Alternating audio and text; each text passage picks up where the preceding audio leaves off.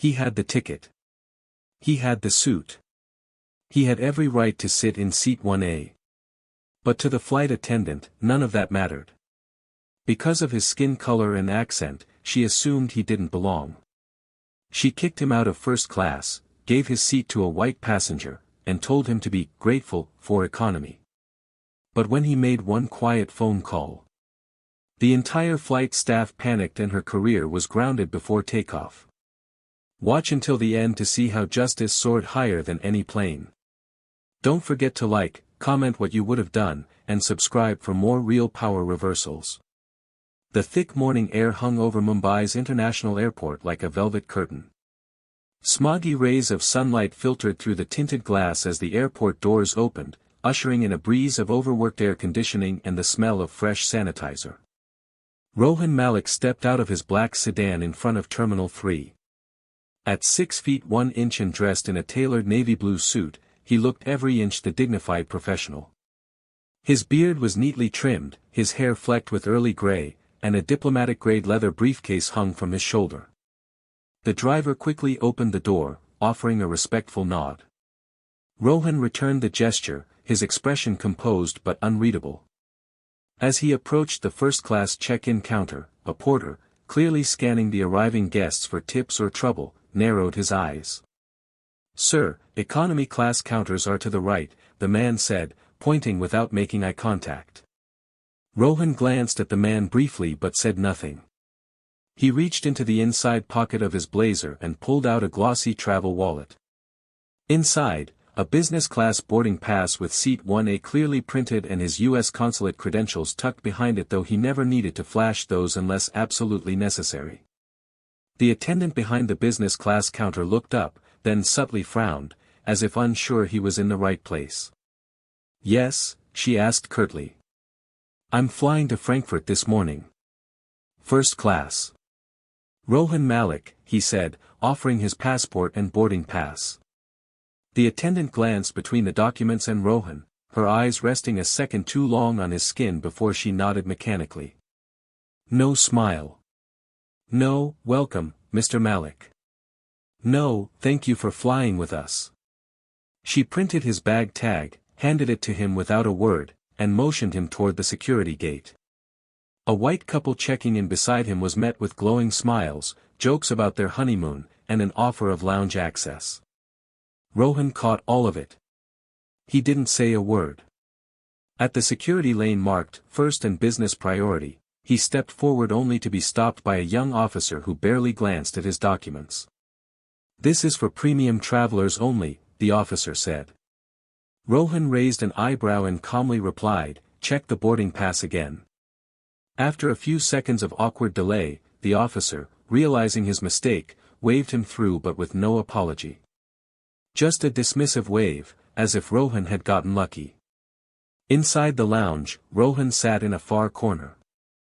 The servers skipped him twice before finally bringing water after a signal from the lounge manager, who recognized his diplomatic pin, a subtle blue and gold badge worn only by those with State Department clearance. Still, the damage was done. In every room he entered, he was treated as if he didn't belong. And every time, he responded with the same calm, contained silence. It wasn't new. But it was tiring. When the gate finally opened for boarding, a staff member scanned his boarding pass and directed him toward the plane. The same woman who had checked him in earlier gave a shallow nod, then quickly turned her attention to the next passenger, a white man in a golf polo and jeans, who was met with a cheerful, "Welcome aboard, Mr. Dawson." Rohan didn't react.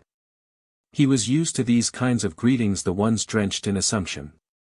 Stepping through the jet bridge, he passed a crew member and a senior flight attendant.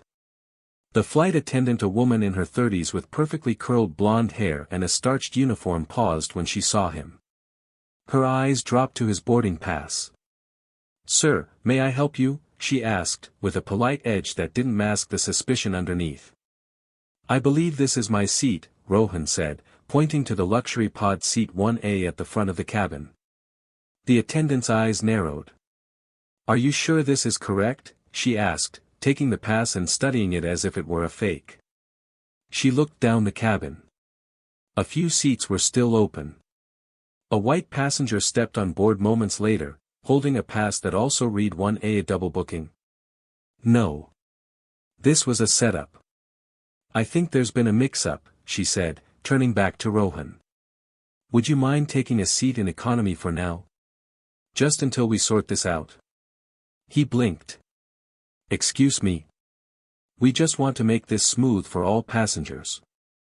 I'm sure you understand. Please, cooperate. It wasn't a question. It was an order disguised in fake kindness. Rohan stared at her, then looked down at his seat, his paid seat, then back at her. Behind him, other passengers were boarding.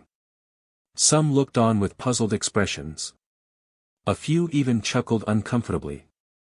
He could cause a scene. He could protest. He could flash his badge, reveal who he was. But no. He simply nodded and said, "Very well." Then he walked down the aisle, head held high, toward a cramped seat near the back near the toilets. The seat wouldn't recline. His knees nearly touched the seat in front of him. And there was no champagne. But in his pocket, his phone buzzed silently. And with that phone, the entire power dynamic of this flight was about to flip upside down. The hum of the cabin's air system was steady, but beneath it, tension vibrated like an unseen wire pulled too tight. Rohan Malik sat in seat 32B, wedged between the aisle and a restless toddler. The man in the window seat gave him a passing glance before turning to the window, pretending not to notice anything. The overhead bin above him was already full. He slid his briefcase beneath the seat in front and fastened the lap belt with a calm that bordered on unnerving. Back at the front of the aircraft, seat 1A, the one Rohan had rightfully paid for, was now occupied by a white man in his mid-30s, wearing loafers and an untucked Oxford shirt. He reclined slightly, sipping champagne that the same blonde flight attendant had poured moments ago, laughing with another passenger as if he owned the sky. The intercom crackled. A soft, cheerful voice announced, "Ladies and gentlemen, we will be closing the aircraft doors shortly. Please take your seats and fasten your seatbelts." A different flight attendant, a young South Asian woman with a nervous smile, made her way through the cabin, checking belts. When she reached row 32, she paused. She recognized Rohan. Everyone who worked long enough in international air knew that face. But she said nothing, perhaps out of fear, or confusion, or a silent calculation that speaking up could cost her job. Rohan met her eyes. She looked away. It was then that the blonde flight attendant from earlier, Heather, according to her polished gold name tag, marched briskly down the aisle. Her heels tapped sharply against the cabin floor as she approached Rohan's row. "Sir," she said, slightly winded, "I need to speak with you." Rohan didn't move. "Yes. I want to reiterate your cooperation is appreciated. We did have a double booking, and the system assigned the other gentleman to seat 1A. We're working to provide you a travel voucher for the inconvenience." Her tone was the very essence of corporate pity drenched in PR training but bone-dry of sincerity. Rohan tilted his head. "So I paid for first class. Was assigned 1A. But now I sit back here, and someone else drinks my champagne." Heather flinched slightly at his words. He continued, voice measured, "Is that standard protocol on this airline? To reassign seats based on appearance?" Her lips tightened. "Sir, I assure you, this had nothing to do with." He held up a hand, cutting her off mid-sentence. "Don't. You already made your assumptions when I boarded. I'm simply documenting the accuracy now." Her composure cracked, just for a second, before she forced a tight-lipped smile. "Well, again, we appreciate your understanding," she said. Then, without waiting for a response, she turned and hurried back up the aisle, her posture now slightly stiffer than before. Passengers nearby had overheard. A few leaned back, whispering behind raised hands. One man pulled out his phone discreetly, recording a short video clip. No one said a word aloud, but the atmosphere had shifted. Back in first class, the man in Rohan's seat pushed his shoes off and stretched luxuriously. He called out, "Hey Heather, any more of those warm towels?" She laughed and walked over, dabbing a folded cloth into a porcelain bowl like she was serving royalty. Rohan watched all of it silently. But then, he reached into his blazer pocket and retrieved a small black phone. Not the smartphone he had earlier. This one was different, sleek, slim, unbranded, the kind only given to senior diplomatic personnel. He flipped it open and dialed a secure number. A calm male voice answered almost immediately. "State Operations. This is Malik," Rohan said plainly. "Flight 244 to Frankfurt. I've been demoted to economy. I need an immediate flag escalation. Passenger misconduct and staff discrimination. You'll need to notify the airline's Chief International Affairs Liaison and the U.S. Embassy in Berlin. Also, file a preliminary report to the Chief Protocol Officer." The man on the other end didn't miss a beat. "Understood, sir. Anything else?" "Yes," Rohan said, eyes fixed forward, "request an in-air callback from the airline's VP of Customer Integrity. If they still have one." "Confirmed." Rohan ended the call and placed the phone gently back into his jacket. He didn't need to raise his voice. He didn't need to shout. The system would take care of everything. In the cockpit, the captain's earpiece beeped. A message flashed on the screen in front of him: "Priority diplomatic alert, verify status of Rohan Malik on board immediately. Delay departure if necessary." The captain's brow furrowed. He turned to his co-pilot and muttered, "What the hell is going on back there?" In the front galley, Heather received a buzz on her crew tablet. She tapped the screen and her face went pale. A red banner lit up: "Alert, high-ranking U.S. consulate official on board. Incident under internal diplomatic review. Ground staff en route to intercept before takeoff." Heather's fingers trembled as she gripped the edge of the counter. Her breath quickened. She looked back toward the economy cabin, where Rohan sat calmly, hands folded in his lap, eyes closed like he was preparing for a nap. But the storm was already on its way. And this time, it wasn't coming from the sky. The plane hadn't even lifted off, but the cabin already felt like it was miles in the air, thin, cold, suffocating. Rohan Malik sat in seat 32B, back straight, hands clasped loosely in his lap. Around him, passengers fidgeted in their seats, adjusted air vents, scrolled through phones. A low buzz of whispers echoed faintly through the rows behind him. Eyes darted toward him, then away just as quickly, like his very presence made them uncomfortable. But not enough to say anything. A little girl across the aisle, no older than 8, peeked at Rohan curiously. She tugged on her mother's sleeve and whispered something. The mother glanced at Rohan, her face tightened, and she gently turned her daughter's head away. Not out of protection but out of quiet avoidance. As if looking at him too long might be an inconvenience. A few rows ahead, a man in a tailored gray suit pulled out his phone and rewatched the short video he had taken moments earlier, the flight attendant politely but firmly escorting Rohan to the back. In the footage, Rohan's voice was calm, too calm, which made the scene look less dramatic, but no less wrong. The man glanced up toward the front of the plane. His brow furrowed. He didn't delete the video. In seat 1A, the white man who now occupied Rohan's rightful place reclined in comfort, laughing loudly at something on his iPad. The flight crew doted on him: warm towels, orange juice, extra pillows. Heather, the blonde attendant who had initiated the seat swap, stood beside him with the ease of someone used to being admired. The contrast couldn't have been more jarring. Back in row 32, Rohan remained motionless. A junior flight attendant approached and offered him a bottle of water.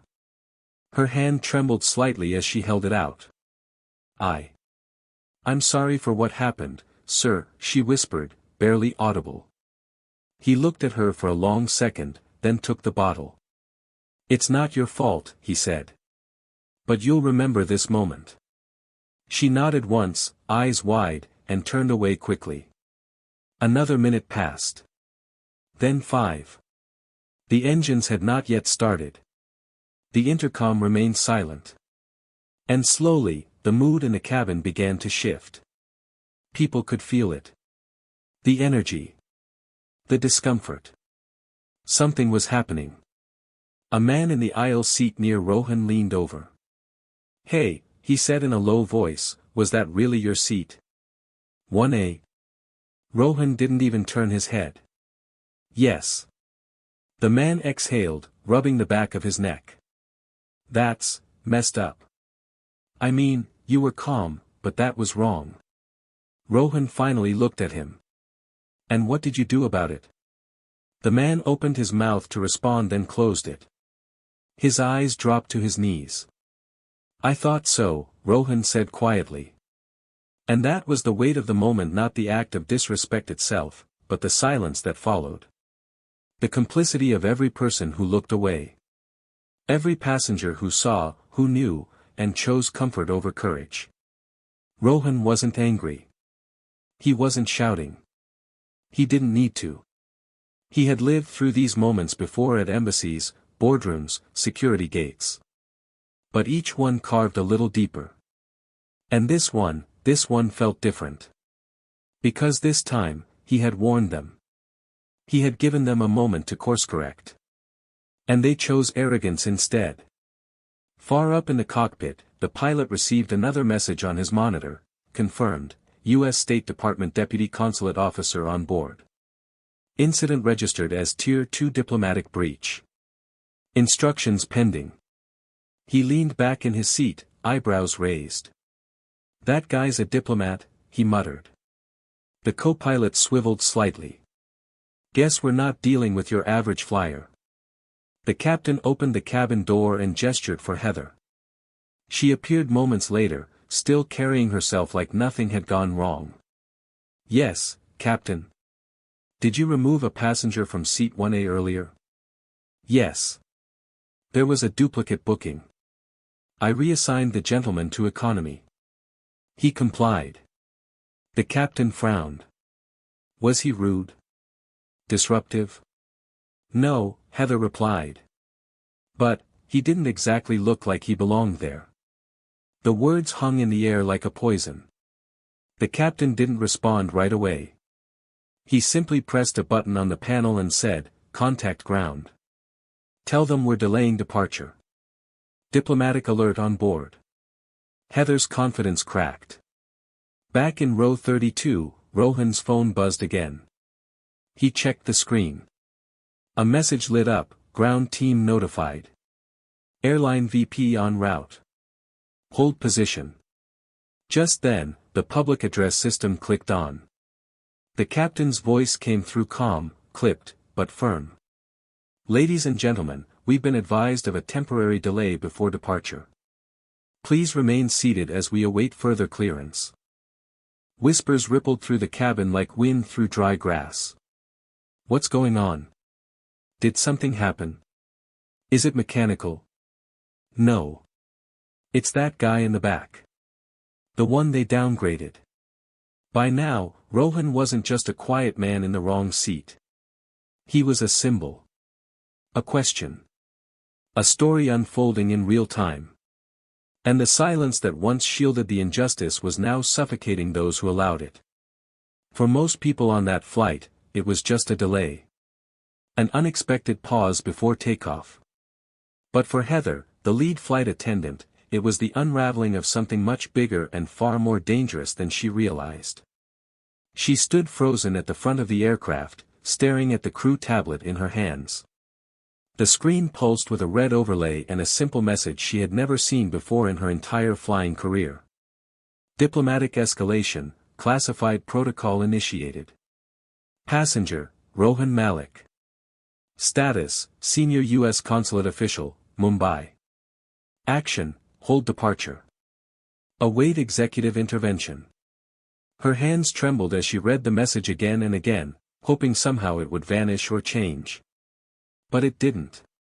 Behind her, the passenger now lounging in seat 1A, unaware of the storm forming around him, snapped his fingers lightly. "Miss." Another drink, please. Neat this time. Heather turned, mask of professionalism barely holding. Coming right up, she muttered, but the words came out hoarse.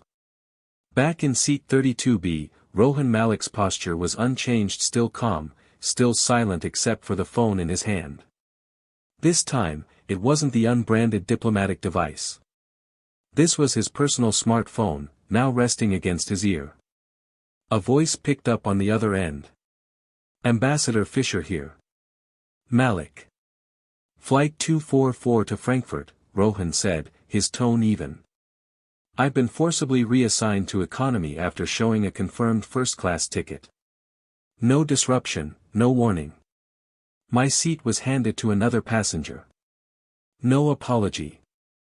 Racially motivated, by all signs. A beat of silence. Then the voice on the line shifted from polite to deadly serious. Understood. You're still on the ground. Gate closed. Engines not active. Perfect. Don't move. I'll make the call. Rohan ended the call and tucked the phone into the inner pocket of his blazer. He leaned back slowly and exhaled through his nose, not frustration, not relief. Just precision. Like setting the final gear in a well-oiled machine. A minute later, in the airport operations center, 3 separate phones began to ring. One connected to the regional director of the airline's Asia-Pacific operations. Another to the VP of International Relations, who was mid-meeting in Frankfurt. And the third, connected directly to the airline's CEO. The message was the same: your staff has just removed a senior U.S. diplomat from his rightful seat and subjected him to public discrimination. This is now a State Department matter. Inside the aircraft, Heather's crew phone rang. She answered it shakily. This is Heather, she said. A curt voice responded, put down the tablet. Walk to seat 32B. Confirm that Rohan Malik is on board. Do not speak. Do not engage. Confirm and report back. Her heart dropped. She made her way down the aisle like a robot, her professional smile now entirely gone. She reached row 32, where Rohan sat, eyes closed, as if meditating. She stood awkwardly for a moment before clearing her throat. Sir. He opened his eyes slowly. I need to confirm your name. For internal verification. He looked at her, unblinking. You already know my name. Heather swallowed hard. Please, Mr. Malik. He didn't move. But the man beside him, the one who'd earlier asked if 1A had truly been his seat, now watched this entire interaction closely. Rohan finally said, Rohan Malik. Heather turned and walked away without another word. Her face was visibly pale now. Meanwhile, in the cockpit, the pilot received a direct radio call from airline headquarters: do not take off. This flight is under international review. Management team is en route to the gate. Passenger Rohan Malik must be reinstated to original seat. Flight crew review pending. The captain stood up, sighing. This isn't a delay anymore, he said to his co-pilot. This is a diplomatic firestorm. The doors of the aircraft hissed open. A jet bridge operator stepped inside, followed by 2 airline executives in dark suits, the head of ground operations and the customer integrity officer for the region. Their badges were clipped to their jackets. Their faces were stone. Heather met them at the front galley, stammering, I was just following procedure. Stop talking, one of the execs cut in. Where is Mr. Malik? Row 32, she said. The 2 men walked the full length of the cabin. Every eye followed them, even those pretending to stay focused on their books or screens. When they reached Rohan's seat, the executive lowered his voice. Mr. Malik, he said carefully. I'm deeply sorry for the treatment you received. Please allow us to escort you back to your original seat. Your comfort and dignity are our highest priority. Rohan looked at the man. You're the first person to say that all day. He stood slowly, adjusting his blazer, then collected his briefcase. The passengers around him instinctively leaned back, making space, as if royalty were passing. Even the toddler stopped fussing, caught in the tension of the moment. As Rohan walked down the aisle in silence, no one laughed. No one smirked. The same people who had once looked at him like a misplaced item were now seeing something else entirely. When he reached seat 1A, the executives turned to the man occupying it. "I'm afraid you'll need to return to your assigned seat, sir." The man blinked. "But I was told." "This seat was never yours," the executive said firmly. "Please move." The man grabbed his things in silence and left without further complaint. Rohan sat down in 1A, placed his briefcase under the seat, and fastened his belt. Heather approached quietly, her voice almost inaudible. "Mr. Malik."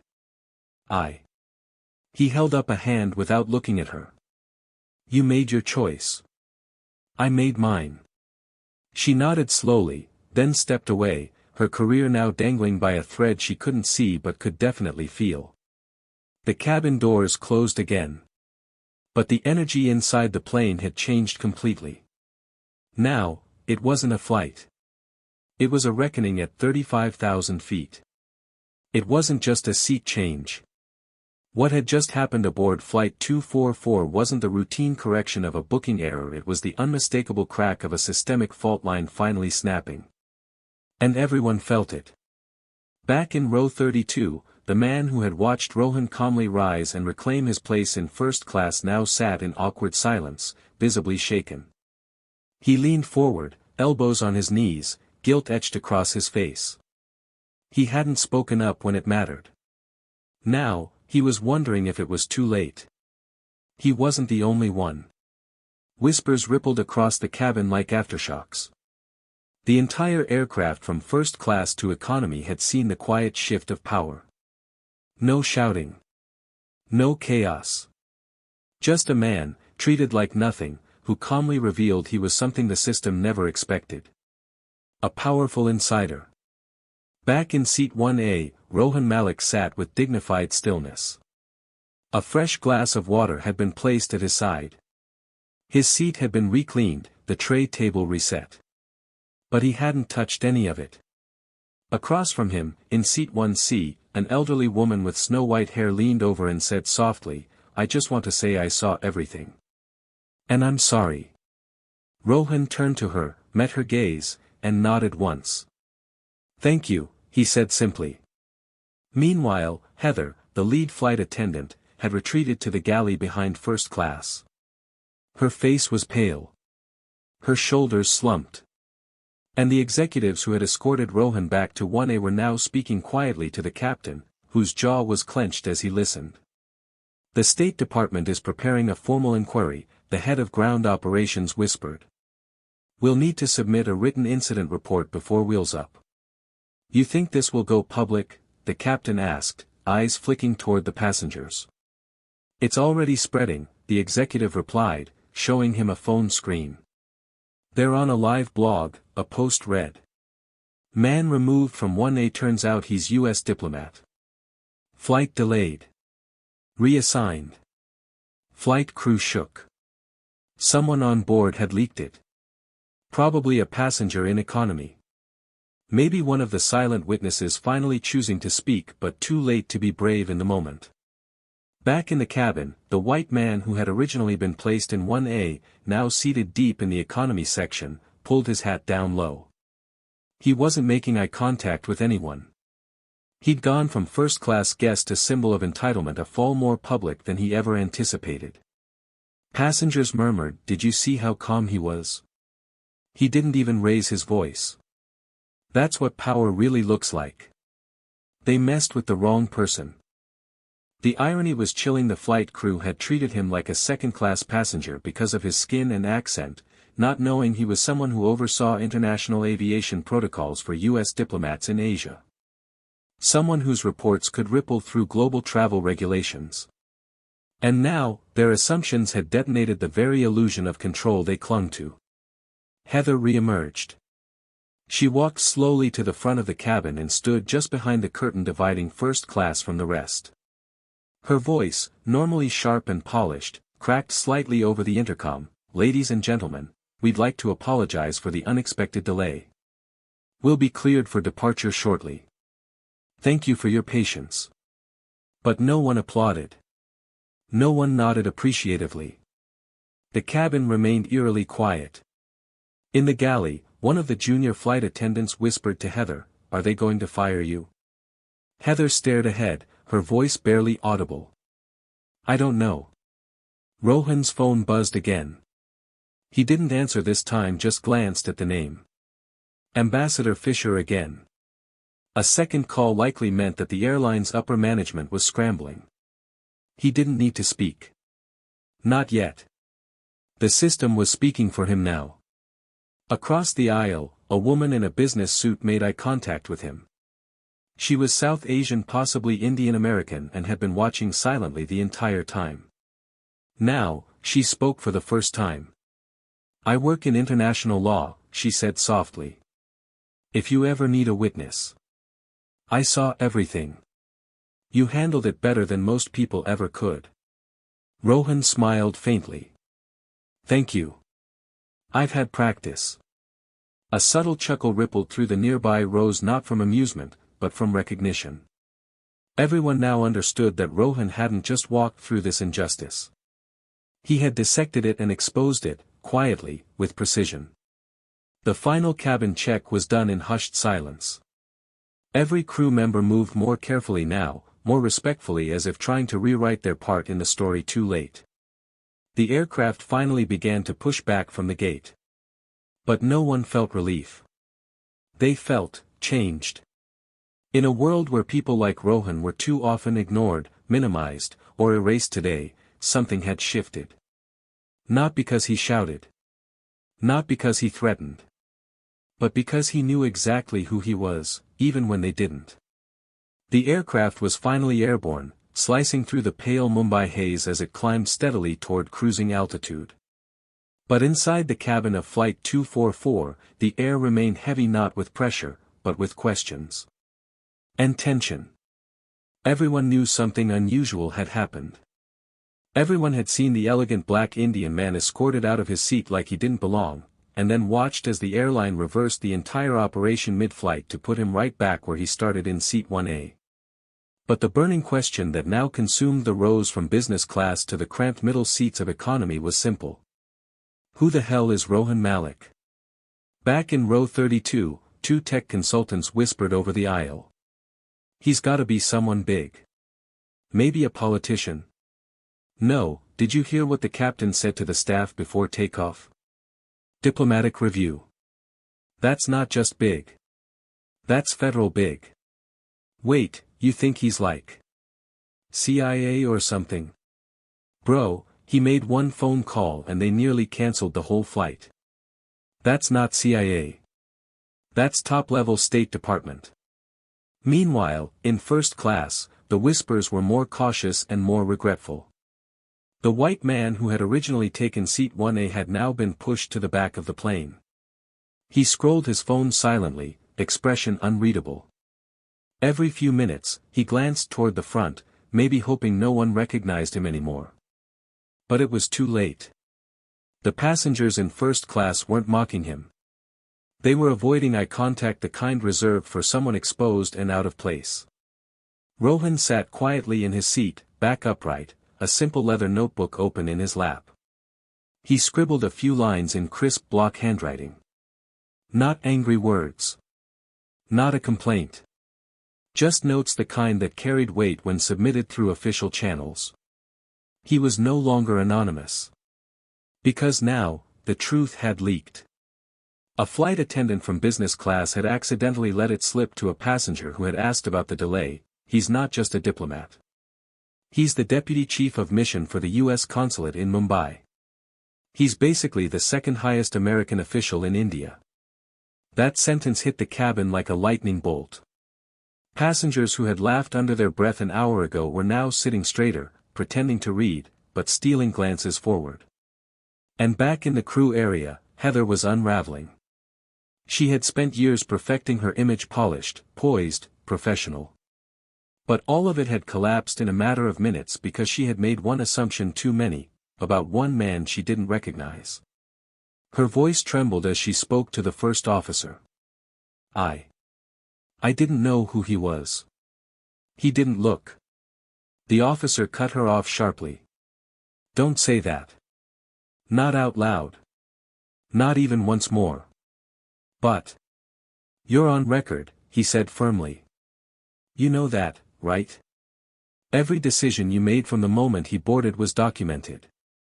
Your attitude. Your phrasing. Your treatment. Heather pressed her hands to her face. Her polished image cracked completely. I didn't mean I was just trying to manage the cabin. No, the first officer said. You were managing your bias. The other flight attendants didn't defend her. Some looked away. Some nodded faintly, they had seen it too. They hadn't spoken up. And now, they were part of it. Up front, Rohan folded his notebook shut and placed it gently in the seatback pocket. He closed his eyes. He didn't need to address the plane. He didn't need to issue any speeches. His existence, his calm, and his title had done what words never could. He had reminded everyone what power in silence looked like. The woman in seat 1C, the white-haired lady who had apologized earlier, leaned over again.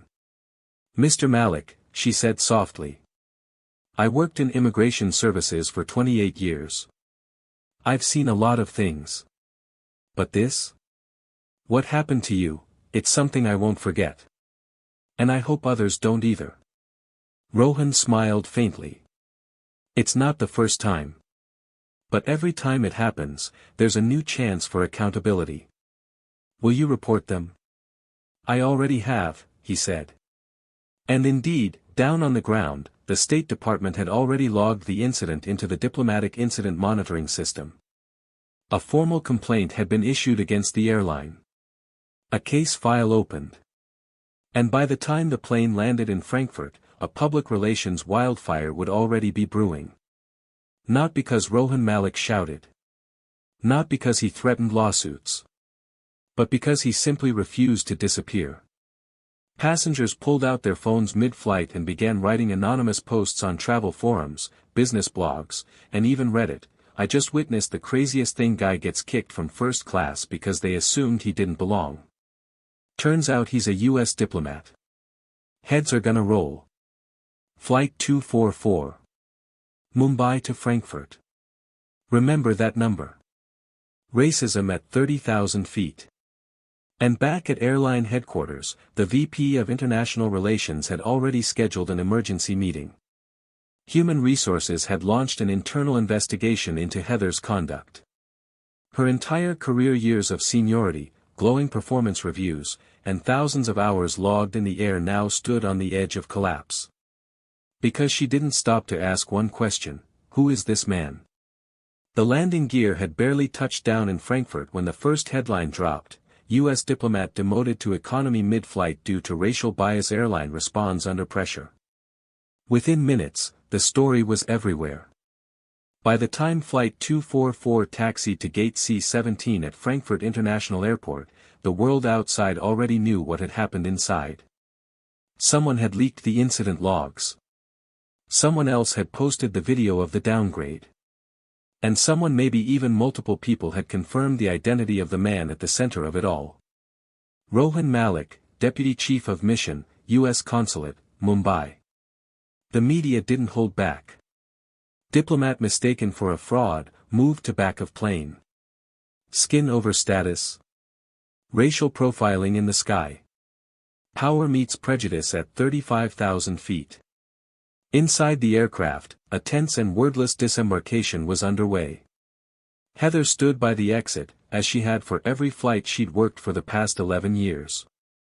But this time, her usual farewell script, "Thank you for flying with us," caught in her throat. The passengers exiting business class nodded stiffly. Many looked at her with a quiet, knowing judgment. Some didn't look at her at all. When Rohan Malik stepped off the aircraft, he did so without a word. But behind him, 3 men in suits were waiting near the jet bridge.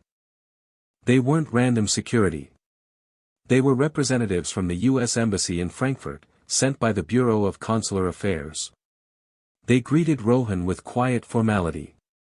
One handed him a printed report already drafted documenting the incident, along with a letter marked, confidential, for internal diplomatic channels. He nodded, signed a section with his initials, and handed the report back. Then he turned toward the jetway door and exited, flanked by the 2 staffers. No press. No cameras. Just purpose.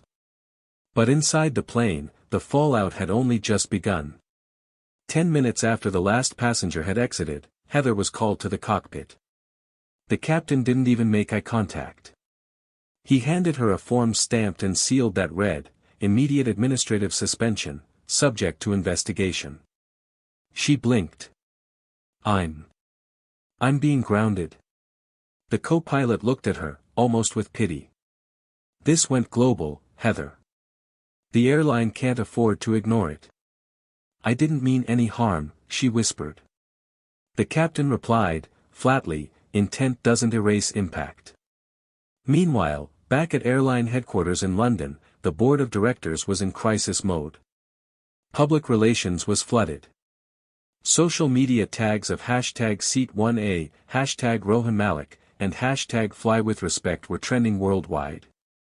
Civil rights groups in both India and the US had already issued public statements condemning the treatment. The airline's own diversity policies were being dragged online word for word by users quoting them back sarcastically, "We celebrate diversity. All passengers are treated equally. Zero tolerance for discrimination. Zero tolerance. Tell that to the Diplomat in 32B." In response, the airline issued a public apology within 48 minutes of landing. "We deeply regret the experience Mr. Rohan Malik encountered on Flight 244. We are conducting a full investigation and will take all necessary disciplinary actions. This incident does not reflect our values." But it was already too late for Heather. That same night, she received an official email, "Termination pending final review, notice of disciplinary hearing scheduled." It included a summary of the charges. Unlawful seat reassignment. Violation of anti-discrimination policies. Conduct unbecoming of senior crew. Her union rep would attend the hearing. But her career? It was finished. And she knew it. Because this wasn't just about a seat. It was about a system, one that rewarded assumptions, excused microaggressions, and believed authority had a certain look to it. Heather had simply become the face of it that day. And while she paid a steep price, the real weight of this story wasn't in her downfall, it was in Rohan's restraint. Because despite being humiliated, he never yelled. Despite being demoted, he never retaliated. He had trusted the system, and then, when it failed, he held it accountable. Passengers from the flight, days later, began posting their own confessions. "I was on Flight 244. I saw what happened. And I said nothing. I regret it deeply. We all watched it unfold. The way he handled it. I'll never forget it. He taught me that silence is a choice. And sometimes, it's complicity." Rohan Malik didn't need to go on television. He didn't need a press conference. The story spoke for itself. And for every passenger who sat on that flight, they would carry that moment forever. The moment they saw a man reduced because of how he looked, only to realize he outranked everyone in the room. In the weeks following the incident on Flight 244, the story didn't fade, it grew. News outlets across the world continued to publish updates under bold, unforgiving headlines. U.S. diplomat racially reassigned mid-flight, airline scrambles to recover. Heather Whitman terminated after Seat 1A incident, systemic bias or isolated case. Rohan Malik reminds the world what true power looks like. Talk shows debated it. University classrooms studied it. Corporations used it in their training seminars. But the man at the center of it all? Rohan Malik remained publicly silent. There were no interviews. No viral tweets. No victim narratives.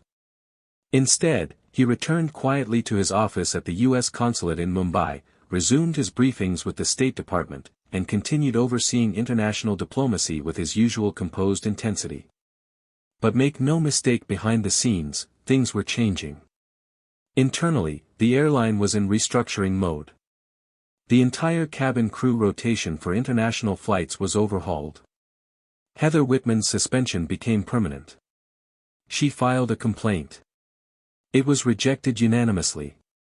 A new mandatory anti-bias training program was introduced for all crew members, one that now included a new real-world case study titled, The Seat 1A Incident, Assumptions, Accountability, and Airborne Injustice. Rohan's name wasn't used. It didn't need to be. Everyone knew who he was. At airports across Asia and Europe, posters were quietly updated to include not just security protocols, but diplomatic etiquette standards. Not all VIPs wear badges. Treat every passenger with dignity. Meanwhile, online, a movement was brewing. The hashtag #IAM1A began trending, used by people of color around the globe, sharing their own stories of being dismissed, doubted, or degraded in places they had every right to be. They thought I was the janitor at my own company's boardroom. Got asked if I was lost in the law library. I'm a professor. Because we shouldn't have to prove our place.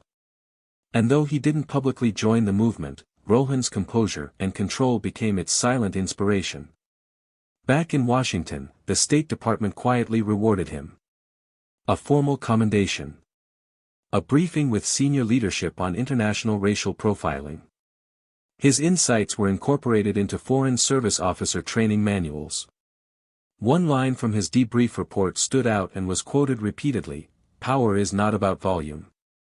It's about presence. And prejudice never expects presence in silence." His colleagues called it the Malik Principle. But for Rohan, the aftermath wasn't about punishments or promotions. It was about something deeper: memory. He remembered every glance that doubted him. Every voice that softened with condescension. Every moment when silence filled the space where defense should have stood. And he remembered who didn't speak. Not to hold a grudge, but to hold a standard. So that the next time someone like him walked into a first-class lounge, or boarded a luxury flight, or stood at a podium beside world leaders, people would pause before assuming. Think before acting. Respect before deciding. And for those who saw what happened on Flight 244, they would never forget what it felt like to watch a man they thought was invisible become undeniable. You don't need to shout to shake the world. Sometimes, the quietest people carry the most powerful truths. Rohan Malik didn't need revenge. He just needed the world to see. And now, we all do. What would you have done if you were on that plane? Would you have spoken up, or stayed silent? If this story moved you, if it made you think, don't forget to like, share, and subscribe for more stories that uncover truth, demand justice, and remind us all, power isn't always loud. Sometimes, it sits in seat 1A.